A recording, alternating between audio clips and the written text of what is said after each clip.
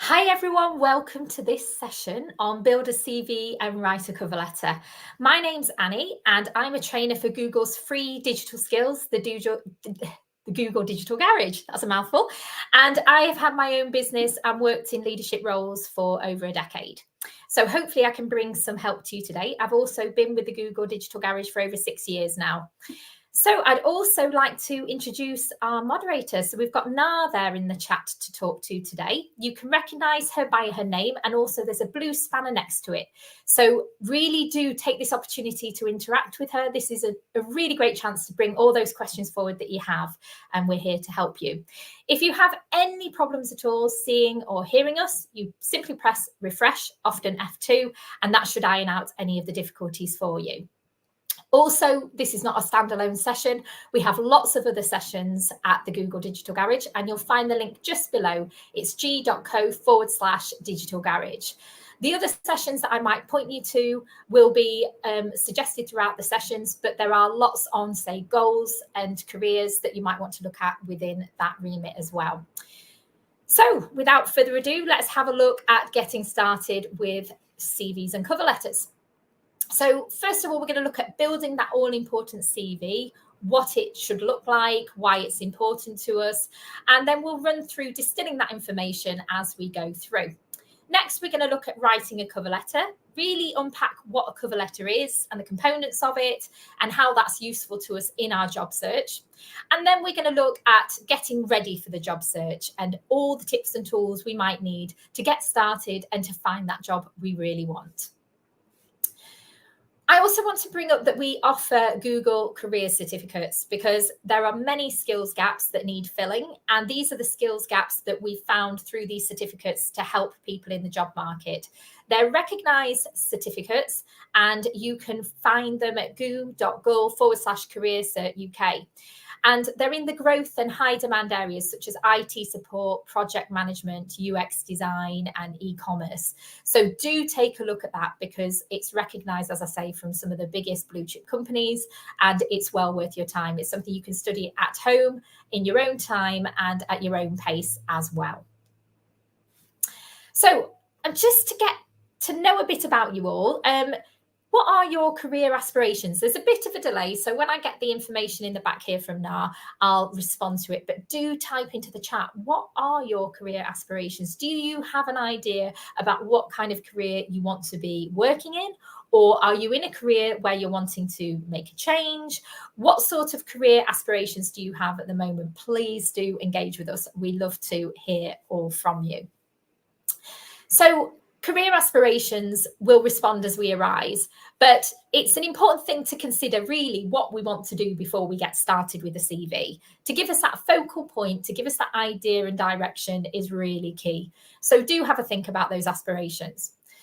But now let's turn our attention towards building our all-important CVs. And it's going to be a bit of a templated approach, but there isn't a one-size-fits-all. So as we go through, it will depend really on your focus and your aspirations and the sector that you're going to be working in as to the kind of CV that would be best suited to you and your application.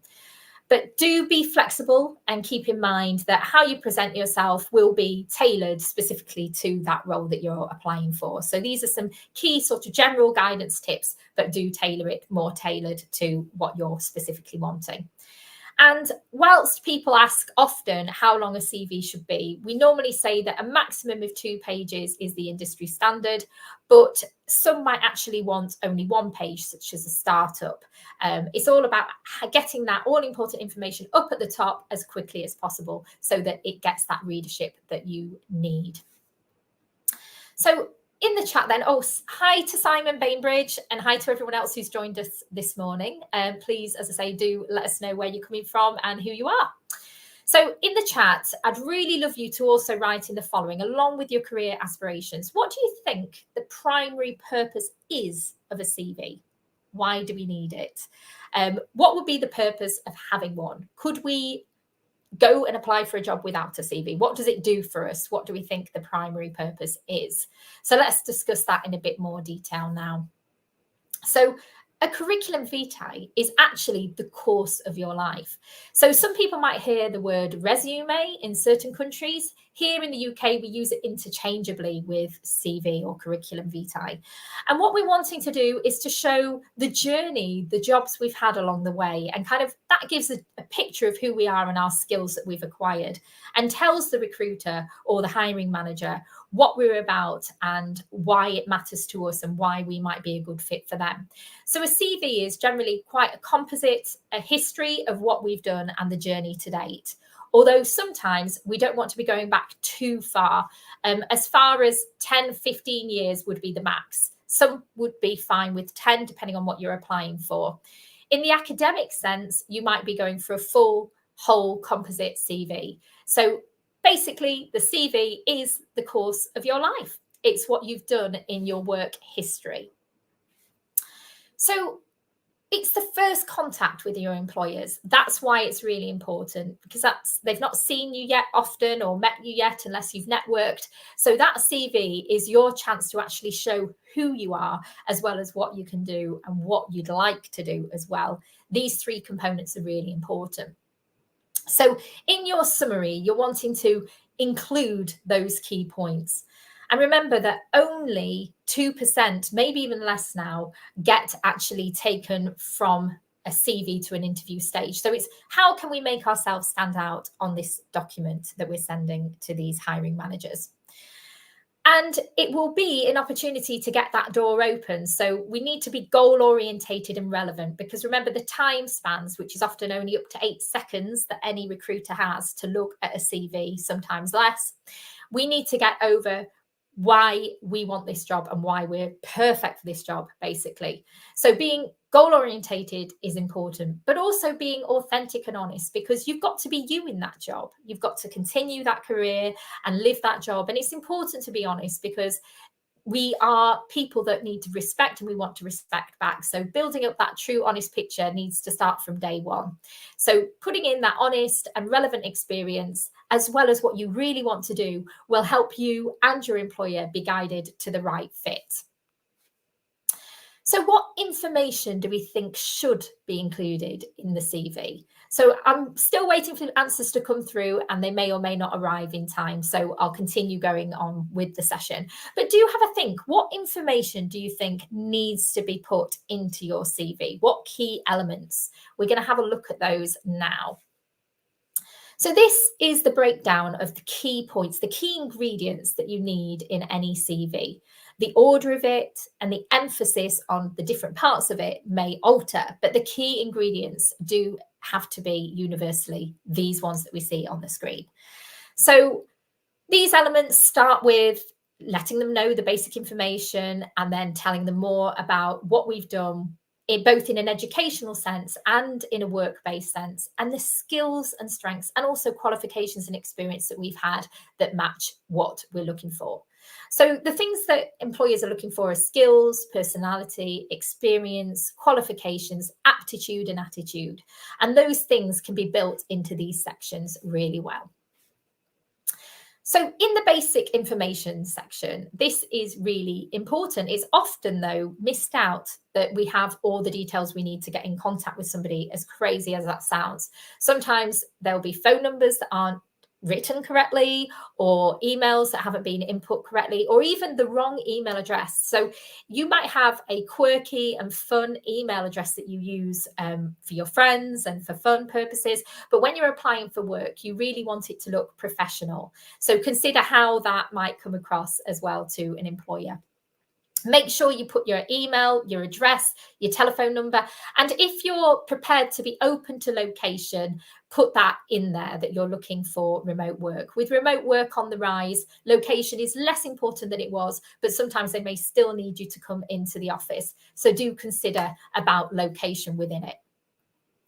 Other important information for certain jobs might be your visa or nationality, if relevant to the role itself, your age of date of birth. Again, it's your choice. There's no hard and fast rule here.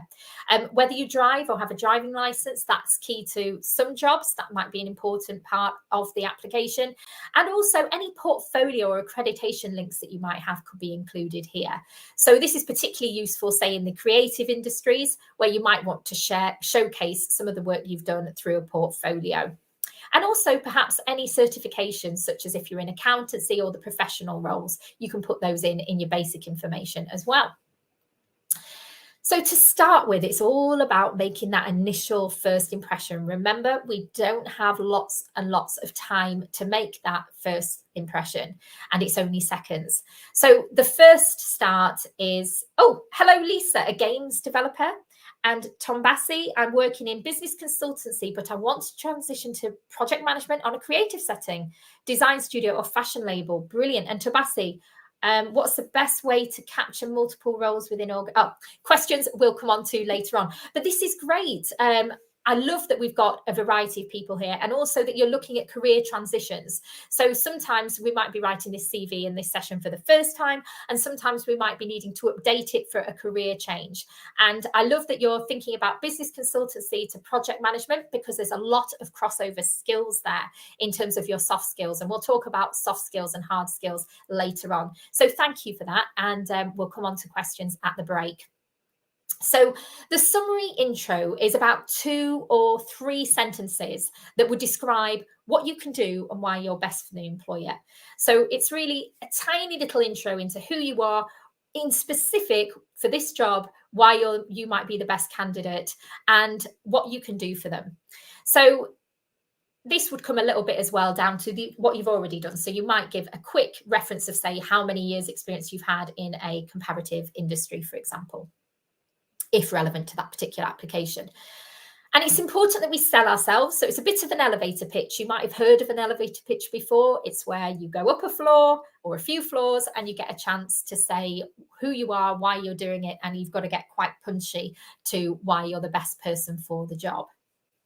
So have a think about how you can sell yourself in that first introductory place, in that real estate, which is right at the top of your CV, the first thing they read, the first thing they see about you and learn about you. And yeah, make sure that anything that's relevant comes up there, but not irrelevant stuff. So it might be, if you're applying for, say, a charity role, that you want to mention any unpaid work you've done. So wherever possible, tailor it to that specific experience. And if you haven't got experience, talk about your education or your skills and your ambitions in this point of the opening summary.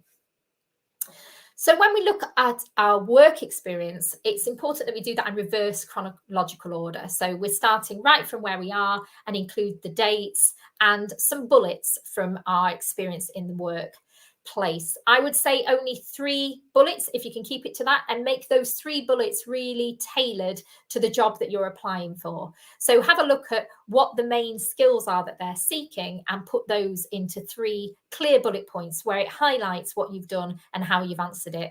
Wherever possible, quantify that with numbers. It's not always possible, but if you've made some results and some achievements, use those numbers to quantify that and to show again and highlight your role and in specific how you add value.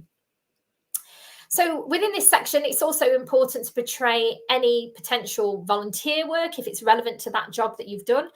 Working in voluntary work shows an altruism in you, but it also shows a focus, a direction, and a desire to do something.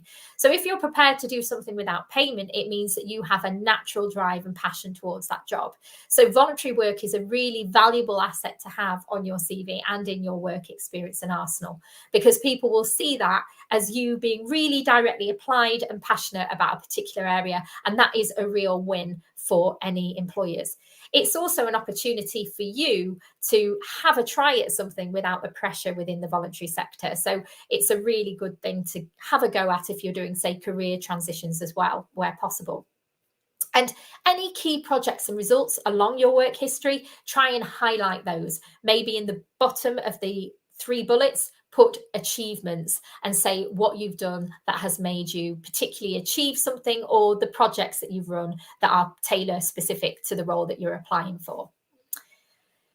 Next thing to consider is our education and achievements. So it's useful here to say the colleges that we've been studying at and the dates we've studied. We don't have to put the end date for when we've completed our study, only the qualification that we've got and the grade we've got, if we're concerned about age, for example. But putting in our particular qualifications is a useful thing to do, and keeping it nice and simple. You want to put your names of your schools, the locations they're at, the course that you studied, and again, the qualifications you achieved. And anything outside of that as well. So any professional qualifications that you might have done alongside the course itself, include that within your experience in terms of achievements and education. If you won any awards, if you did any standout research, make sure you add those in as well, where appropriate for the particular job in question. Skills and strengths. Now, CVs are not about tricking our employers into hiring us. They're about telling the employers who we really are and what we bring to the table, so that we find the right culture match and job match for us, and they find the right person for them. And there is always a match out there. It's just about finding the right one for you, and vice versa. So sometimes you might want to look around at different companies, and I'll talk about that a bit later on. But skills and strengths are about looking at the kind of things we've either learnt along the way or we're born with. So strengths are innate. They're something we're born with. They are something natural to us. They don't feel like hard work.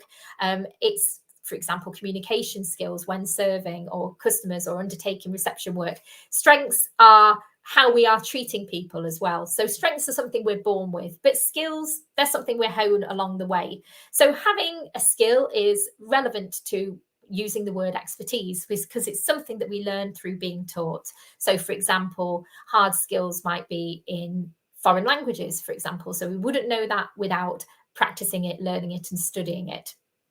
And proficient skills in technical ways might be with Excel, Photoshop, for example. So lots of different skills to consider, and it's useful to think about what skills you might have. And what are those natural strengths that you have as well? Because these are the things that really show your character, who you are, and what really is most natural to you. And remember, these again should be bullet points. And consider in this what qualities people think you have.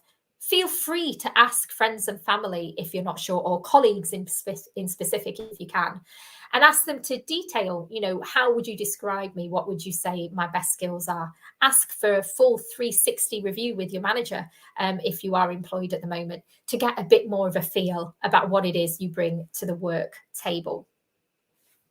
Oh, so hi, Simon Bainbridge. I'm a magazine editor turned head of content for a photo agency, wanted to work in a similar role for a brand, maybe heading towards a head of brand role eventually. That sounds brilliant. And it sounds like you've got many skills there that directly relate from one to the other, both in the creative industry, which is fantastic. And GV, I'm a multidisciplinary visual designer, and now I want to integrate it into a communication strategy. Fantastic. I mean, these are really useful and relevant skills that we can overlay from one career to another. The communication skills, the soft skills that we'll come on more to now, are really useful in whatever role we use. So soft skills are general, often teamwork, communication, leadership, and they can be used both at the bottom and at the top of our careers. And they're useful across so many different disciplines and so many different environments. So soft skills are particularly valuable to us. And some of these, for example, as I mentioned, might be the leadership and teamwork, but they also might be problem solving or creativity, although they can also fall into other skill sets as well. So if you can't think of any soft skills in the workplace yet, and you're starting out, because you could be at different stages in your career during the session, do think about those that you do through your hobbies, or again, through hobbies and voluntary experience. Hard skills. So as mentioned, that's more about speaking in other languages, about honing and learning those skills more in depth. You might do qualifications around hard skills as well as practical applications around it. And accounting is another example of hard skills, and marketing. More and more important now is the digital skills that we're all starting to need. But coding, video editing, social media, some of these you might do in your own time. So you might want to, if you're in the creative industries, create a portfolio of your creative work. Or you might want to create a blog if you're wanting to do a writing side, for the creative industry, for example. So it's never too soon to start building up those passions and those purposes and those skills for yourself in the digital space, and bringing those to life so that other people can recognize you even before you start the role. So now, because of the digital space, we can get seen in many different dimensions in different ways. So it's an opportunity to really showcase you. So if you are able to practice at home with video editing and you enjoy doing that, all these things that we do, maybe as fun, can lead to helping enhance and develop our careers at a later date. So do have a look at how you can showcase those different and relevant skills for the job that you are specifically applying for. So these are some examples on screen of the kind of skills that you can use to apply for. So the soft skills are in grey. So we've got teamwork, project management, communication, presentation, leadership, and networking. And you'd be surprised how much you might have used that without even realizing that you've used it along the way, even in a school setting, or in many different roles. Even in your family, for example, you might have some of these skills, relevant skills used, or working in the charity sector. The blue skills, they're more of the technical ones. So we've got HTML, the video editing, even scuba diving, graphic design, complex logistics, coding and programming. So these are things that we learn as we go on the job and we practice. We can do them at home now with remote study. We can do that through our own choices or through practice and play. But it is something that we do practically applied usually to learn, or we study towards, and they are the more technical skills. So now we're going to look at our strengths. As mentioned, they're the things that you're born with, and the strengths are a really lovely part of the CV because they dictate what your character is really to the people that are employing you. So here it's nice to think about, what are you good at? Reflect on those things that you're good at. What is it you like doing? What did you do as a child when you didn't have the pressure? What do you like to read? What is it you have a particular draw to? Some of these can help us think about our strengths. Also, what makes you stand out? Have you had any achievements that have made you stand out from the crowd, either in the education or the work setting that people have mentioned? Often we brush aside things we've done, but let's try and remember those achievements that we've made, however small or large along the way, that really help us to understand what our strengths might be and what those really are applicable for. It's so useful to think about strengths because it makes us know how we stand out against others. It's what is core, natural, and innate to ourselves. So some of the words you might use within strengths are enthusiastic, diligent, team player, for example, but think about them in context as well, about what those strengths mean to the job of application again. So some of the things we might include enthusiastic, as mentioned, enjoying helping people. So helping people lands us into so many different career choices, and assisting people is a big part of so many jobs that we do. So that desire to help people and that ability to help people can't be underrated, really, because in so many contexts, supporting people and helping them grow is a useful aspect, whether that's in a team or whether that's looking after your clients or your customers. All of that is about being helpful. And so adding value and being helpful to people is a really useful strength to keep and to have if you do have that. Self-motivated now, in particular with remote working, hybrid working, self-motivation is a very important thing. I think we've all been tested through the pandemic about our levels of self-motivation, and perhaps we have some good examples of how we've been able to motivate ourselves either into a routine, a day, a job, or a particular project. So think about the kinds of self-motivation you can give examples to. Being driven. So it's great to use the word driven, but how have you been driven? What shows in particular that you are driven? Is there a project? Is there a particular way that you've ran your life that shows that you're driven in specific? Solution focused, again, where have you been there to solve problems for people that have helped a business need, or perhaps to overcome an issue for yourself? Think about those solution focused areas that you can look at. Adaptable. So here, what a company's thinking is, are you able to flex from, for example, one career to another career, or one job to another, or from one kind of role and hours and responsibilities to another? So it's about how adaptable are you? How comfortable are you with change? How do you make that work to your advantage? How does that create a positive implication for the business? Analytical, as it sounds, how do you take data and look at it more deeply? Dependable, how have you shown that you've been there and loyal to a project or cause, and what results have you come out of being dependable to that? And dynamic, how have you shown your ability to, for example, present or bring your qualities into an animated, exciting way? And the others, caring, passionate, hardworking, are more those interpersonal skills and the drive behind it as well. So, showcasing your experience, sometimes that might make us feel a little bit nervous, but it's a question that comes up a lot. And it is now a great chance to do that. For those of us in the creative industry, we can create a portfolio or a quick showcase me. So, a 2-minute video showing who we are, what our background is, why we want to do what we do, and maybe some testimonials around from other people, for example, old bosses or colleagues, that show why we're good at the job if we want to be creative and create a showcase me project. There's lots of ways we can bring things to life, and it's more relevant in certain industries than others, and how creative we might be with that. But showcasing our experience is something we're going to look at now. So how can we showcase our experience? First of all, we need to think about what kind of experience we've had to showcase. So there's different ways that we can gain and gather that experience and that skill set. It doesn't have to be just one way. It could be full or part-time work.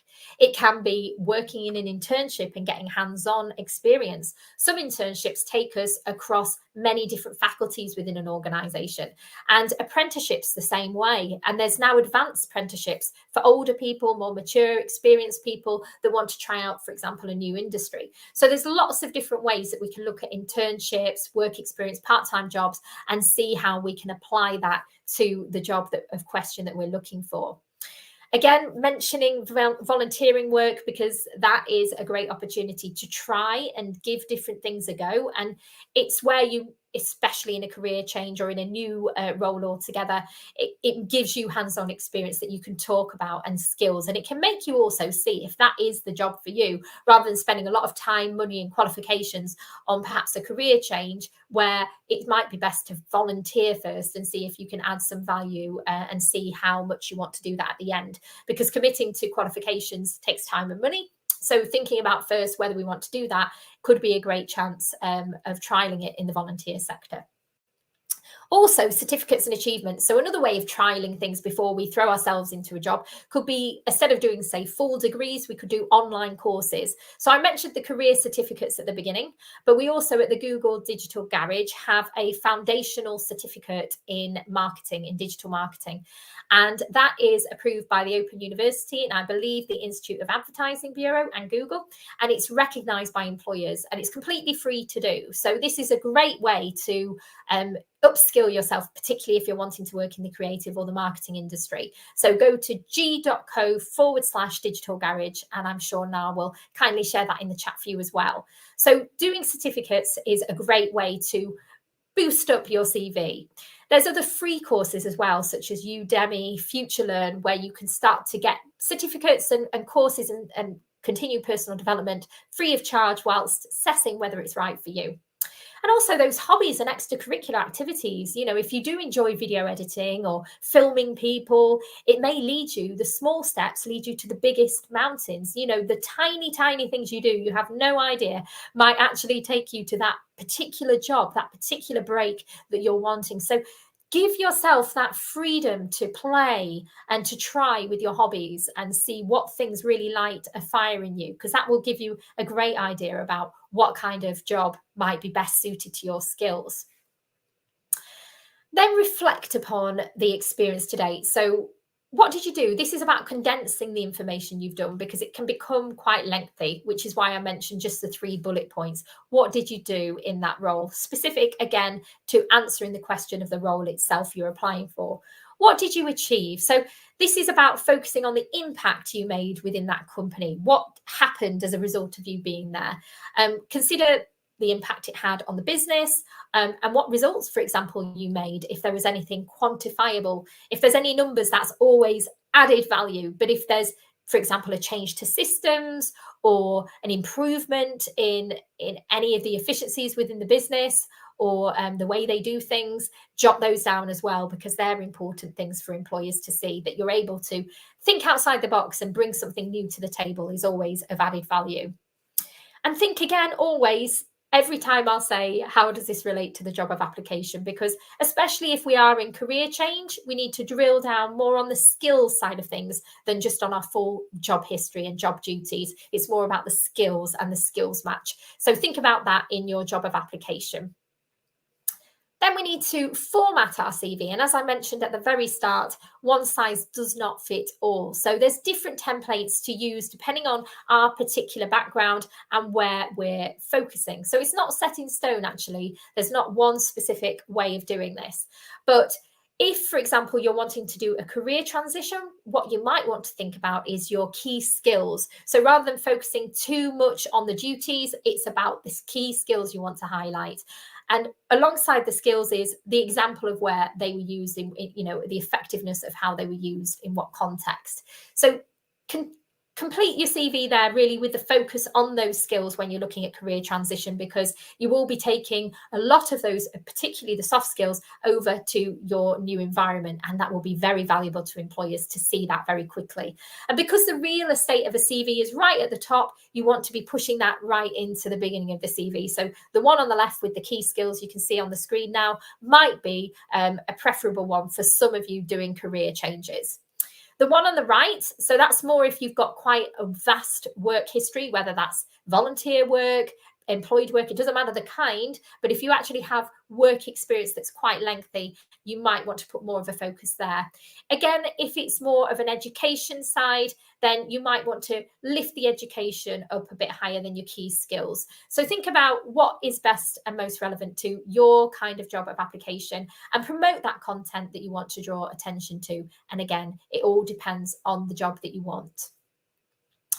Here are two example CVs on screen, and I'd love you to interact with us in the chat there. Which do you think would be your choice if you were a hiring manager? Which do you think that they would prefer over the two that you can see in front of you? So you've got one on the left, Fatima, and one on the right, Harry. These are fictional, by the way. They are not real CVs. So while you're thinking about that, or maybe answering that to Na in the chat, I'll share it with you now why I think number one is best. So one is nice and clean. It's got very nice gaps in between, white space. All the visual or the color and the design on the right can detract and distract us from what we need to learn about the applicant and might make us feel that we don't want to focus. Remember, those 8 seconds are really important to the hiring manager, sometimes only 6 or 7 seconds as well. So what we need to get across there is simplicity, clarity, and we need it to be nice and clean and professional.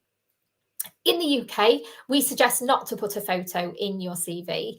It can be different in other parts of the world, but it's useful to not include your CV in the UK. Also, easy to read formats. So this is where we're putting our bullet points in and we're making it nice and easy to read, and so that we can scan the text, because again, we have limited attention spans, so we need to be able to scan them really fast.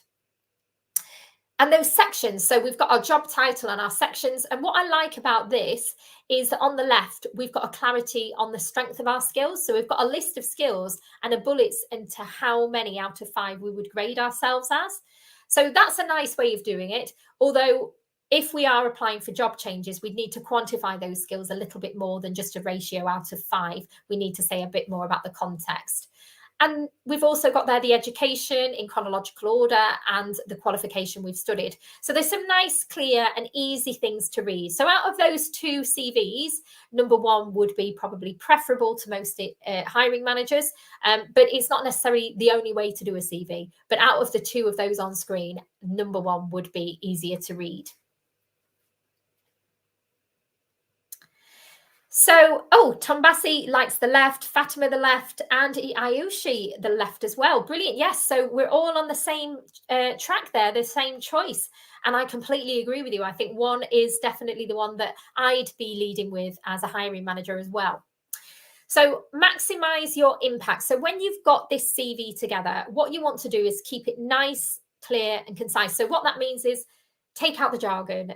You know, there's some jargon that is really sounds intelligent perhaps, but isn't really relevant to the hiring manager who's not got much time to read. You've also got to remember that there's systems now that pick up keywords as it goes through the software. So often the software will read your CV before a human.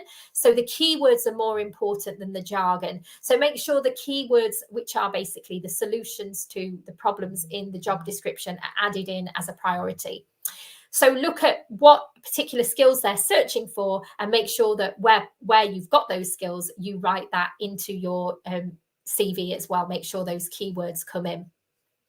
And make sure everyone can understand you. You know, imagine that anybody could be reading this. So instead of, for example, saying I was responsible for curating a strategy, I just put I increased the plan for increasing sales by X amount. That would be an easier thing to read, and it would hit the you know, the mark as to what the employer would like to see. Also, be transparent about gaps in your CV. So many people say over the years, they've asked, you know, what do I do about gaps? Well, it's just important to acknowledge them and to say what was happening. Perhaps you were looking after or caring for a relative. Perhaps you had a sabbatical and you traveled abroad. Perhaps you were taking extracurricular study and voluntary work. What was it within those gaps that you can talk about? So talk really openly and honestly about that, because all of those things can be of value as well. They don't just have to be pure work experience all the way through. And we need to be honest about our background. And some of those things show our resilience and our personality and our ability to cope with certain situations. So transparency is important. And make sure you don't embellish roles and responsibilities, because it will always land harder on you when you start that job, either when they take a reference from an employer or when you start working as well. And get a second or even a third opinion. You can never ask enough people whether this CV is okay. You know, ask family, ask friends, ask colleagues, and see what they think and get an external view on the matter. You might even be able to get a work coach or support out there in the world. So do have a look around and see what's available to you and your circumstances. So just stopping now for questions. We're going to have a couple of more gaps for questions throughout the session. I think there's 2 more, so do keep them coming. Now we'll be, I'm sure, answering many in the chat, but where possible, I'll be answering some as well for you. So Tom Bassey, what's the best way to capture multiple roles within one organisation? Example, if you've progressed through promotion or moved departments. Okay, so if you've moved through departments and you've done progression, that's great. That shows, you know, that you've really developed as you've gone. So I would put it all under the title of the same organisation from date X to date Y, for example, but underneath put the sub bullets for the roles you had, but only the ones that are really going to be pulled for this particular role that you're applying for. So you don't need to give chapter and verse every single thing you've ever done in that company, but highlight underneath in the bullets the subtitles of the roles you've had that are relevant to the job of application. And at the top, just put the name of the company and the dates you worked there, and then put the key responsibilities related to that job. You can always go into more depth when you're in the interview, but just pull out the relevant points for that. Hope that was helpful. Okay, so moving on. Now we're going to look at writing a cover letter. Some of you may not have written a cover letter before, but you'll see why it's an important thing to learn and to use. We might not get it right straight away. It can be some trial and error, and it is not going to be right for all jobs either. But for many jobs, cover letters can be a great opportunity to get ourselves across and to show that we've fully understood the job description, that we really want the job, and that we know the company we're applying for. So they're the things that we need to think about when we're doing a cover letter. We need to think about the research we've put into finding out more about the company in application, and also why we think we're a good fit for it. It can be time consuming, especially when it is a numbers game and we can make maybe even 100 applications before we get a response. But it's worth doing, because eventually we're going to get the right door opening. And when we do a cover letter, it makes us think and reflect on whether it's right for us as well. So why is it important? Actually, 40%, so that's a huge chunk, of recruiters say they look for a cover letter on applications, and 45% say that they, will actually reject a CV without a cover letter if it's meant to be with the application. So making sure that we do those cover letters, therefore, is of key importance. We want to be up there in the 40% that are getting it right, basically, than are getting it wrong, and show off our personality. You know, this is a real chance to go a bit outside the box than is just in a CV, and showcase more about who we are and our journey, and really sell ourselves. So we can go into a bit more depth and detail rather than trying to fit it into those 2 pages that are quite tight for a CV, especially if we've worked for quite a period of time. So getting that cover letter in is a great opportunity to showcase that and to bring it to life. And yeah, it's a real opportunity to make you be seen as the ideal candidate for the role. So here are the building blocks for that cover letter.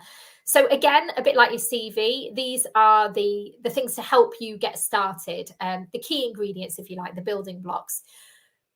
Many of us might get blank page syndrome when we think of writing a cover letter. So it's to help trigger this and to help give you a bit of a format and a structure to creating that all-important cover letter.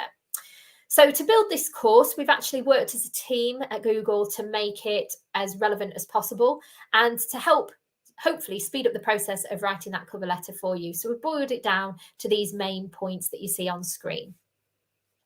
So the first thing is the reader address and the introduction. So it's all about, you know, the formal versus informal, and that will depend on you and the culture also of the company as to how you address that. So think about how formal that company is and how important it is to the company to be professional or to be more informal, or how well you are known to that individual. If you've met through networking, it could be a different introduction to those that you haven't met in person.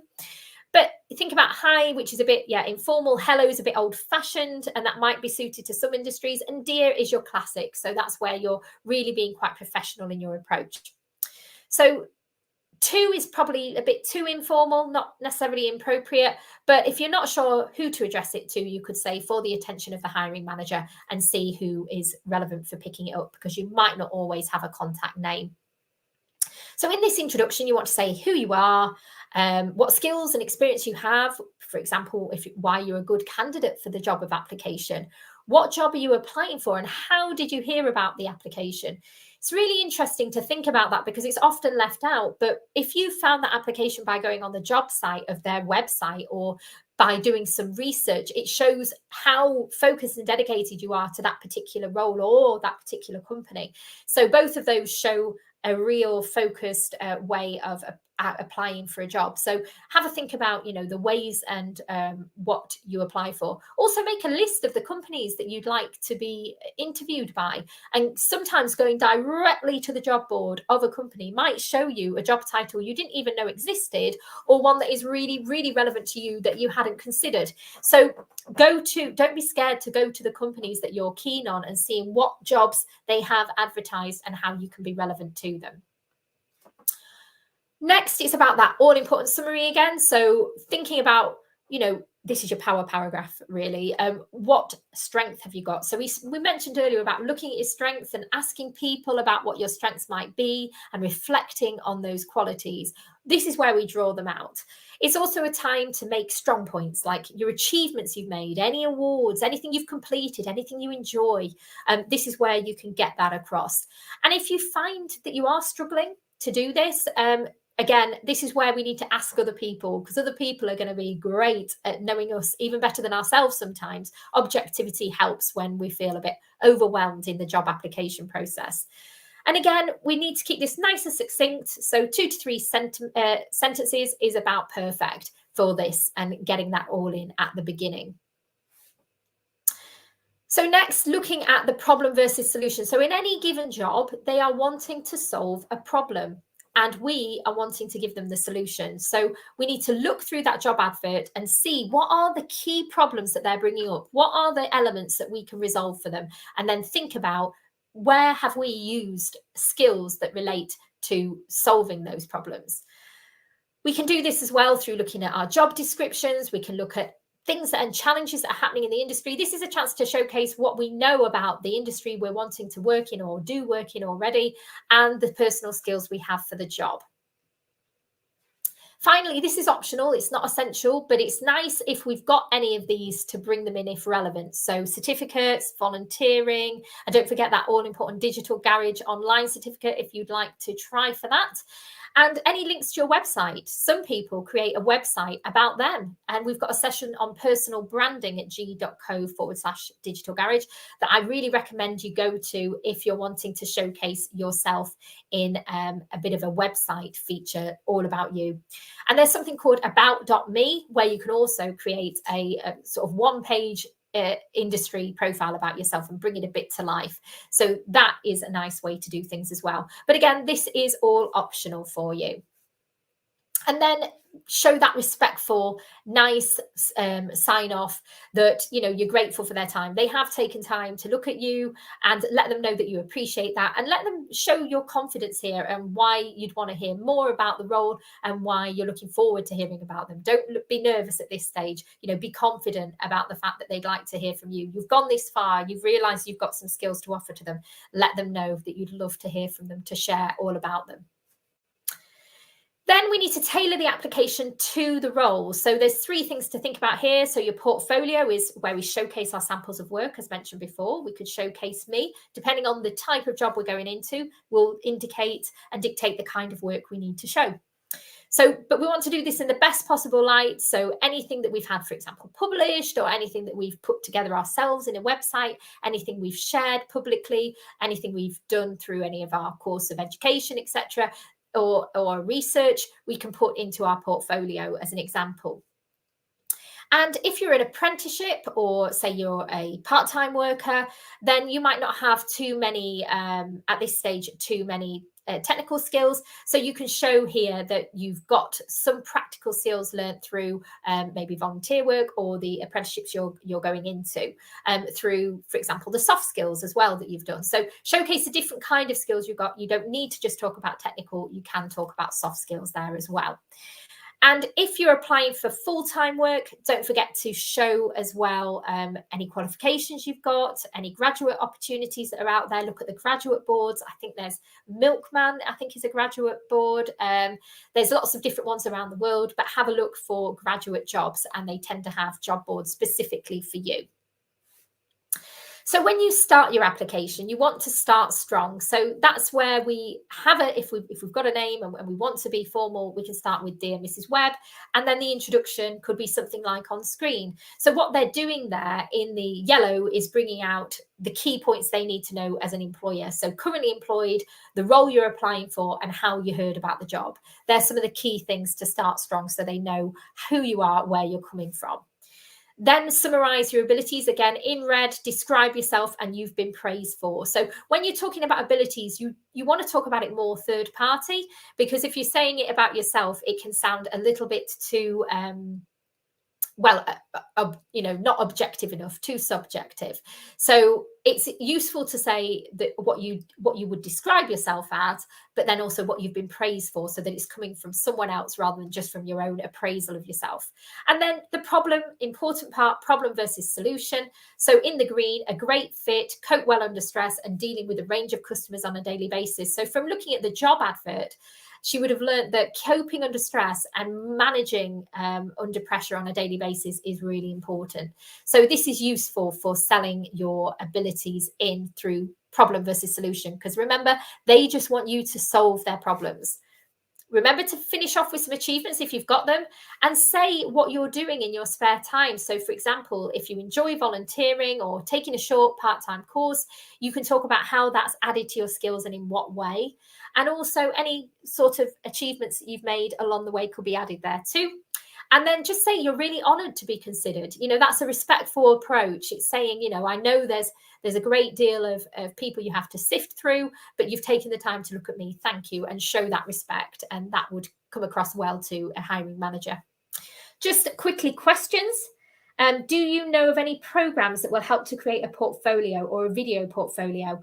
I think we've got Nar answering some great answers there for you. Yes, Canva is one of my preferences, but there are many different kind of tools you can use to bring to life your portfolio. Canva's got a free level of using it, and it has multiple dimensions to it. So it's quite a nice thing to try. I don't know about the video on Canva, whether that's paid for now, but do take a look at Canva. And again, as Nar has mentioned, Wix, Creative Cloud, Adobe Spark, and Squarespace. Ayushi, what is the difference between CV, resumes, and cover letter? So just at the beginning, I mentioned that CVs and resumes in this country are used interchangeably. In other countries, they're used quite differently. So for example, America or Canada, it's more about the CV is more the full history that's used in an academic sense, where a resume is more pulling into the particular roles of choice. I believe that's right anyway. Anyone from America and Canada want to let me know? That would be great. Yes, and I think Nar has also mentioned that as well. Great. And then Gaia, it's important to add dates for every job experience. Yes, you want to put your whole history, if up to 10 years, 15 years max, but giving your dates that you were working in those roles will show what you've been doing in that period. So that's useful for a CV. Thank you. Okay, so let's get ready now in the last 10 minutes for your job search and looking for the opportunities that live out there. So think about first what you're putting out into the digital world, the digital space. What content are you sharing? You know, that could be posts, videos, pages.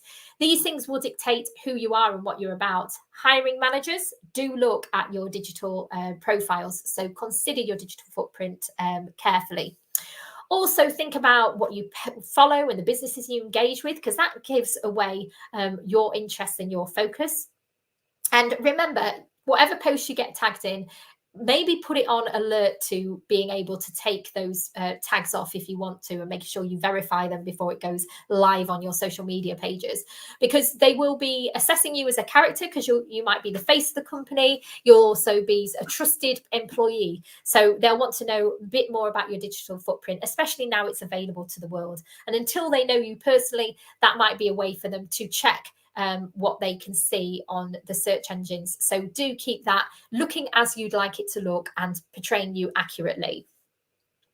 And it's important now, in particularly because 90% of recruiters will check your social media to learn about you. So that's huge. That's nearly all, isn't it? That's a massive amount. So 9 out of 10, 90%. So accurately manage those profiles to produce the right version of you, the accurate version of who you really are. And yeah, so that means checking how other people are tagging you in as well. And in fact, after employee referrals, websites and the media, it is actually the most important recruitment tool now. So, you know, many social media platforms are how people recruit. So do keep your platforms relevant. And although we might think the platforms that people recruit from would be LinkedIn, that's only 38% of people that recruit from there, and 75% actually pick Facebook. So, you know, really do think about the profiles that you're on and how they're used. And a third of the employers use social media to find new recruits. So it's a great opportunity to show kind of what you do in your free time. You know, it's your job is a big part of who you are and a big part of your life. If you enjoy what you do, you never work a day in your life. So thinking about the things you do and the things you enjoy have more importance to the job search than you imagine. Create that compelling personal brand online. So do go to that personal branding session at g.co/digital garage, and we go through this in a bit more depth. But looking at reevaluating that social media, so what channels are you on? Do you need to be on other channels? What will make you stand out from the crowd? What are the channels that are relevant to the job of application or the area of application? And how do you think you can get audience to help interact with your information? If you're on LinkedIn, you could become a thought leader in an area, which could really attract people's attention and get people coming to you. And it's a great way to network and stay on top of trends as well. So you can actually develop your skills through that channel, as well as connecting with people that might give you opportunities. And joining discussions and networks, show your point of view, because that could really align with somebody else's. Remember, it's not just skills, it's culture. So if you've got a point of view on something, particularly in certain industries, that could make you stand out from the crowd, even at a junior level. And then sharing engaging content. So sharing your experiences, your portfolio, and what you're doing and what you're up to. Sometimes that is the best way to show how fresh you are, how relevant you are, and how skilled or passionate you are in a particular area. And just think big. Dare to dream. There's no dream that isn't big enough. You can go for your dreams and then just be bold and just make plans and go step by step. To get up Mount Everest isn't going to happen in one day for anybody. So one step at a time is the journey to the top. And then identify trends. We're going through a fourth industry revolution. Rather than being scared of what's happening to the digital world, perhaps we want to learn a bit more about it. There's lots of free courses that we can do to learn about those changes, and we can put ourselves ahead of the game by having those changes rather than fearing those changes. And there's a shift now towards T-level apprenticeships and getting on-the-job experiences, even as mature people, as adults. So there's lots of opportunity for practically applying new skills at any point. And do research, stay on top of those roles and responsibilities that are out there and think, what are employees looking for? That's the key. What are employees looking for? And what specific roles, etc., have I done or need to do to make that happen for me? And just look at those skills and break it down and day by day work towards it. So which tools can we use then to look for those jobs in the last 5 minutes we have now? So search engines, you've probably all gone on search engines such as Google, Bing, Yahoo, and they'll bring all the most recent jobs into one place, one job board, and you can look by location, remote, you can look by job title, and it's a whole plethora of opportunity there. So you can break it down into what's relevant for you. And the job boards, so they're really useful, like Indeed, Reed, Total Jobs, and they have a lot of supportive tools with how to apply for jobs and lots of videos to watch in terms of how to make those applications.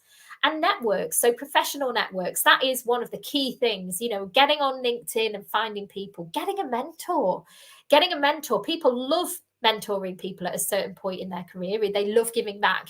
So getting that opportunity to find a mentor and for them to share what they've learned is a win-win both sides, and may lead also to not only helping prepare you for the job market, but maybe giving you a job. Again, those jobs on search that I mentioned, this is where we look by category, date posted, we can see sector they're in, company type and employer. And these are the key things we need to look out for. What are the daily tasks and responsibilities? So we break that down into, what have we done that correlates with that? Or what skills do we have that relate to that? And then the key skills and experience, this is where we do the desired skill set first, putting those right at the top and really emphasizing that above all else. And then our commitment to personal development. What have we done outside of work that we didn't have to do, but we wanted to do by our own personal choice? Was that some extracurricular learning? Was that some development or progression within the job itself, within the company we've been in? And, if, for example, you want to work towards your dream goal and there isn't a perfect fit in the job you're in at the moment, personal development gives you that opportunity to move more towards the angle of the job you want. It also helps you to look at salary and key location, because that might dictate what you can and can't do. So remote jobs, there'll be a much higher level of applications going forward, but it gives you a much greater flexibility in terms of the amount of jobs you can apply for today. So it's also important to look at your values. If you know exactly what you stand for, then that is going to help you to find the right career, the right company. So when we're looking at values, they're more of a compass. They're a desired action that we're taking that are distinct from goals. So when we think about our lives, what matters to us? What will we not budge on? What do we care about? They're considered values. There's also different value questionnaires that you can do online. Have a quick search for those. And a goal is something that we can tick off when we've done it. So think about your values first, the ones that are important to you. Is it that you feel fulfilled when you can work flexibly, helping others? And there's a session on career goals at g.co/digital garage that will take you more through those points. And therefore, we can start to think about a job that fits that value system most of all. And to plan for success, we always work smartly. So that's specific, measurable, achievable, realistic, and time-bound. So specific is the particular job title we're focusing on, or job titles that we want to focus on. Well, measurement, when will we know we've achieved it? Probably when we've got a job or an interview. Achievable, what have we done that makes us be able to get to that goal? realistic, do we actually have the knowledge and skills at this point, or do we need to update? And time bound. So within all that thought process for planning, how long is it going to take us to get to where we want to be? Being really honest with ourselves and breaking down that SMART plan for success is true to success in your career. So what are your career goals for the next year? Pop them in the chat and tell me one thing you're going to do as a result of this session today, so that you're accountable to us and to yourself in the next steps to come. Because anything is possible once you take that first step. So making that first step is sometimes writing it down, because when we write things down, that is when we give life to it, and that's when we believe it and when it comes true. So visualization is everything. Final questions then. Kaija, hello, what about full-time students that have no working experience? I would say there, I would do any online free courses, Udemy, FutureLearn, the Google certificate if you're interested in marketing, but also voluntary work, look out for the voluntary sector. Okay, guys, thank you very much. So your next steps, sign up for personal branding, also career goals. And don't forget that career certificates that could be a real game changer in those key areas where there's a need for those skills, such as project management. And I know one of you mentioned project management in there as we were going. And what an absolute pleasure to talk to you all today. And please do leave some feedback at goo.gul for Digital Garage feedback. And I've been Annie, and Nara's been your moderators. And I'm sure you can agree she would have been brilliant in the chat there, supporting you with all the questions. So thank you, Nara, and thank you to all of you. And I wish you the very best in your career and your ongoing journey. I think there's exciting things ahead. Thank you for your time, and goodbye.